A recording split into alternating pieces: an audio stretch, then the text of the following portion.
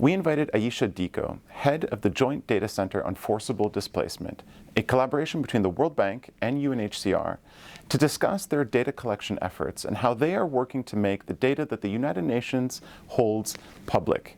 We discussed how this data is being used to support development interventions, durable solutions, and how they hope to work with the expert and academic community to improve solutions for refugees and displaced populations. We hope you enjoyed this conversation with Aissatou Dicko.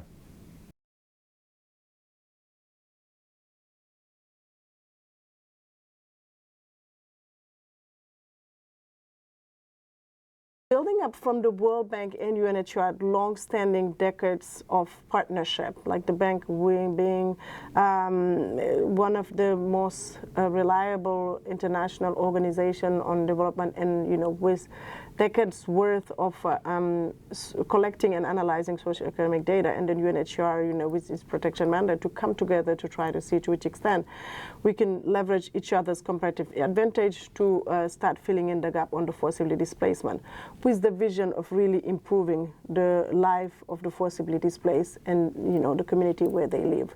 How so? By providing data and evidence to support policy actions and government's actions and development financing and planning.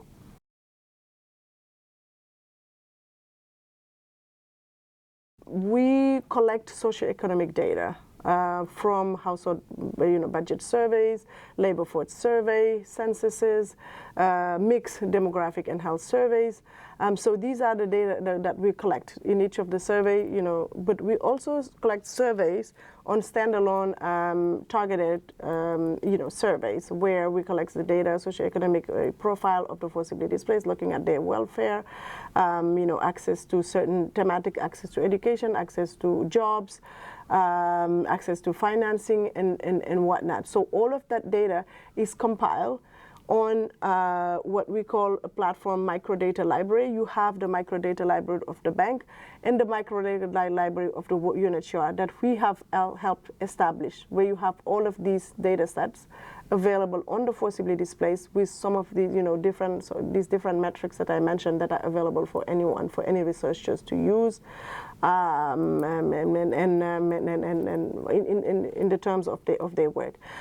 In addition to the data that we are collecting, we also have curated thousands of research and papers on the forcibly displaced, on the different group of population, but also a variety of thematics. So that also is available on our website.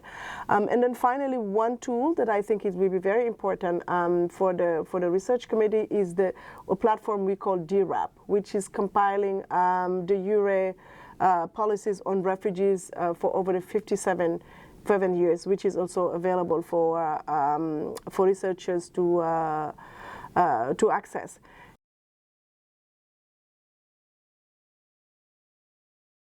So now we're trying to establish a platform we call a marketplace, whereby we are going to be linking the research community with practitioners and policymakers, so that these can, make active policies for the forcibly displaced and their host.